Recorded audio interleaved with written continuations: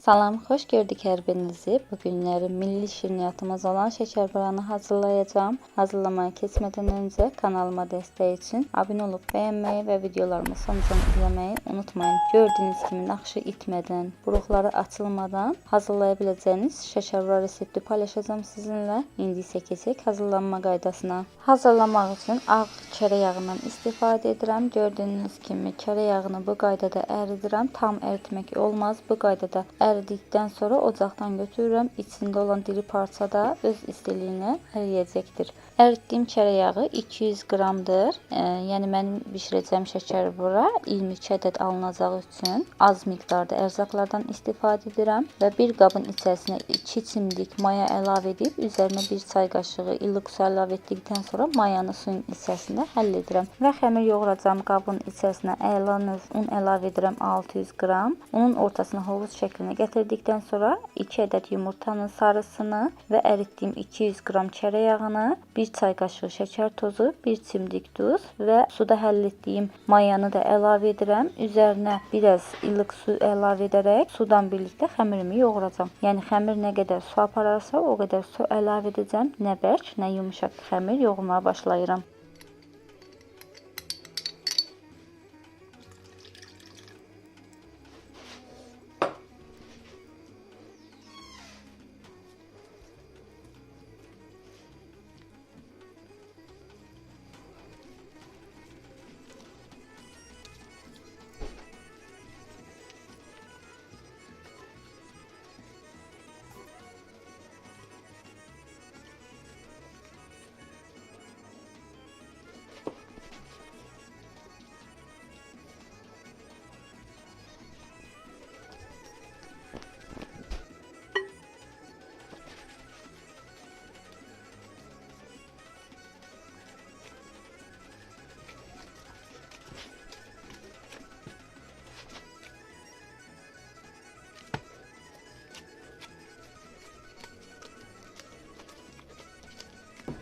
Artıq xəmirimi yoğurub bitirdim. Gördüyünüz kimi xəmir nə çox bərk, nə çox yumuşaq olmalıdır. Bu qatılıqda alınmalıdır. Ümumilikdə məndə bir xrustal stəkanından bir barmaq aşağı ilıq su işlənmiş oldu xəmir üçün. Xəmirin üzərini paketlə bağlayıb yarım saat dinləndirirəm. Bu müddət ərzində içlik hazırlayıram. İçlik üçün 300 qram fındıq ləpəsi, 1 stəkan şəkər tozu, 1 dolu yemək qaşığı üyüdülmüş hil əlavə edəcəm.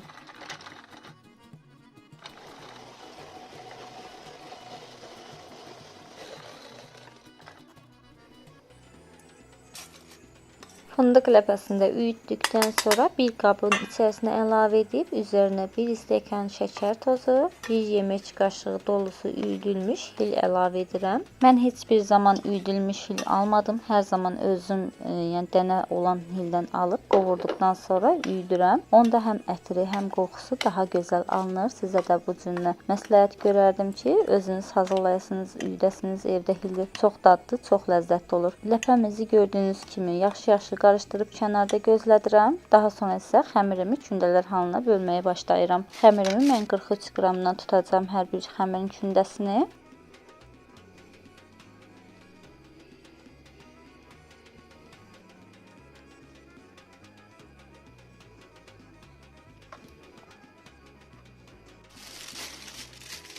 Xəmirlərimi 43 qramdan çəkdikdən sonra yuvarlaq hala gətirərək bir listin içərisinə yerləşdirib üzərini kulyonka ilə bağlayıram ki, qurumasın və daha sonra isə xəmirlərimi yaymaya başlayıram.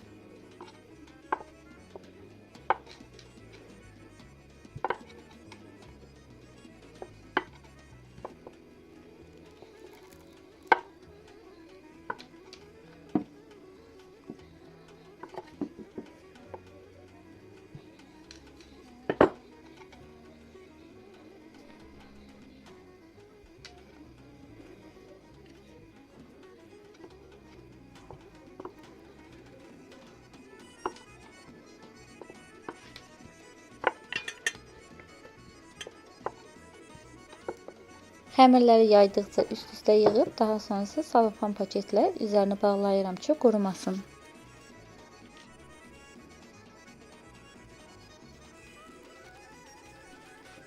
İndi isə yaydığım xəmirin içərisinə içlik əlavə edərək kənarlarını bağlayacağam. Gördüyünüz kimi xəmirin şimal tərəfi çöl tərəfində qalmalıdır. Qırış tərəfi isə ləpə əlavə etdiyimiz hissədə olmalıdır. Mən gördüyünüz bu qaydada xəmiri saxlayaraq xəmirin içərisinə 2 çay qaşığı dolusu hazırladığım içlikdən əlavə edirəm. Əlimi suya batıraraq kənarlarını çəkdikdən sonra kənarlarını möhkəm şəkildə sıxıb bağlayacağam.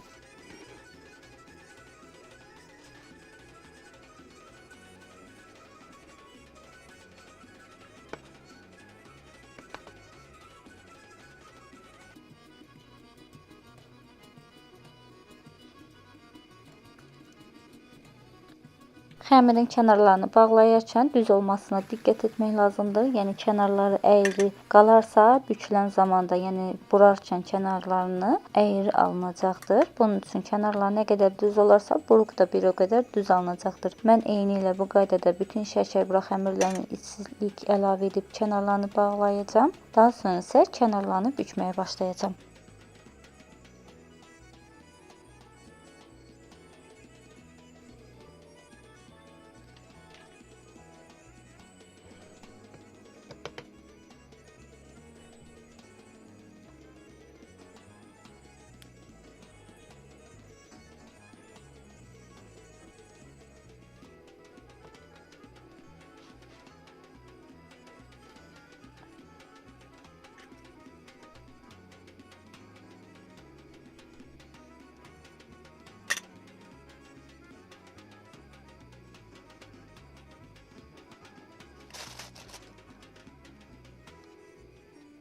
Şəkər buranın içərisini yaxşı-yaxşı doldurmaq lazımdır ki, içində boşluq qalmasın. Boşluq qalarsa bükərkən, yəni burarkən yaxşı alınmayacaqdır. Şəkər buranın içərisini doldurduqdan sonra əlimlə bu qaydada düzləşdirirəm ki, düz alınsın. Yəni burarkən çox gözəl, çox səliqəli çıxsın deyə əyri alınmasın buruqlarımız. Və indi isə gördüyünüz bu qaydada düzləşdirdikdən sonra şəkər buranın kənarını burmağa başlayıram.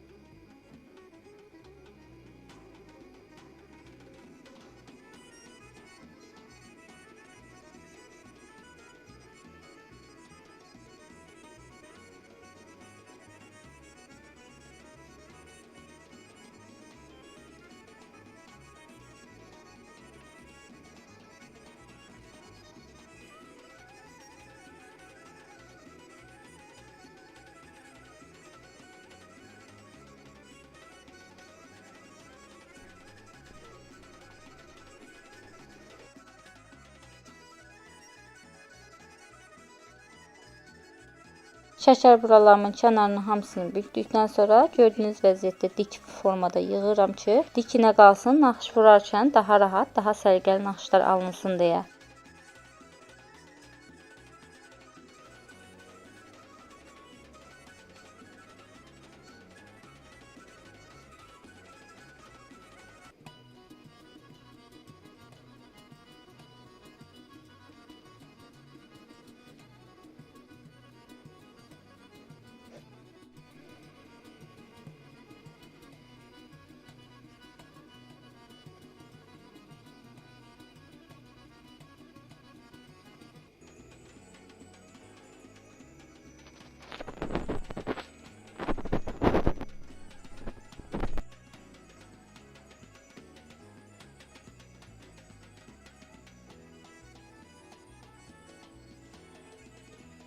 Bütün şəkər buralarının kənarını hamısını büküb bitirdim. İndi isə üzərinə naxış vururam. Naxışlarda sıx şəkildə vurmaq lazımdır. Nə qədər sıx olarsa, bir o qədər gözəl görünəcəkdir şəkər buramız.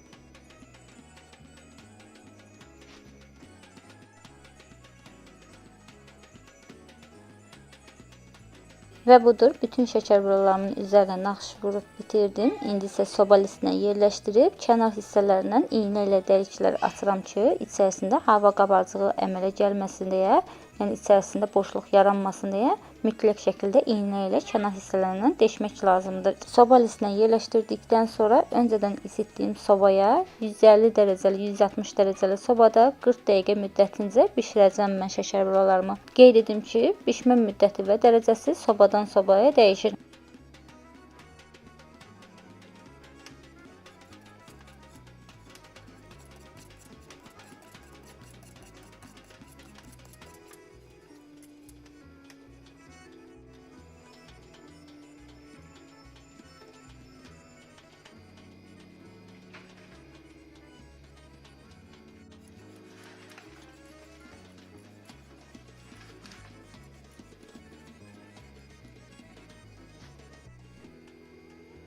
Və budur. Sobanın içərisindən çıxardım artıq. Şəkər buralarım bişibdir. Çox gözəl, rəngi ağappaq, naxışı itmədən, kənarları açılmadan şəkər bura hazırladım. Soyduqdan sonra içərisini kəsib sizlərlə paylaşacağım necə alındığını. Çox gözəl, çox möhtəşəm alındı məncə. Sizlər də əminəm ki, bəyənib hazırlayacaqsınız.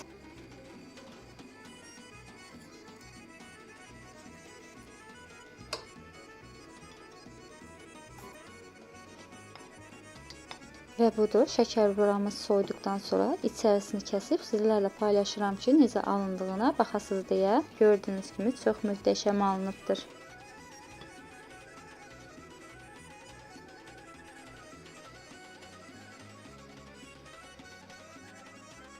Və budur. Mənim şəkər buralarım artıq hazırdır. Əminəm ki, sizlər də çox bəyənib hazırlayacaqsınız. Bu reseptlə hazırlayan heç bir vaxt məncə peşman olmayacaqdır. Hazırlayacaq olanlara öncədən nuş olsun deyirəm və hər kəsin Ramazan ayı mübarək olsun deyirəm. Allah tutulan bütün oruclarımızı qəbul etsin və mənə hələ də dəstək olmamısınızsa, dəstək olmaq üçün kanalıma abunə olub videolarımı sonacan izləməyi və videolarımı bəyənmisinizsə, bəyənmə butonuna toxunmağı unutmayın. İzlədiyiniz üçün təşəkkür edirəm. Gələn videolarda görüşmək ümidi ilə. Hələlik, sağ olun.